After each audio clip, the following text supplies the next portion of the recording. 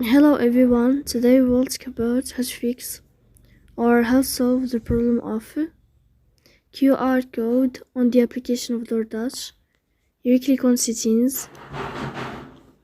Here in this page you can click on apps, default apps, app settings. When above you can search about DoorDash and you will enter. Then you can click on first stop and you can click OK. After that you'll enter to the window of storage.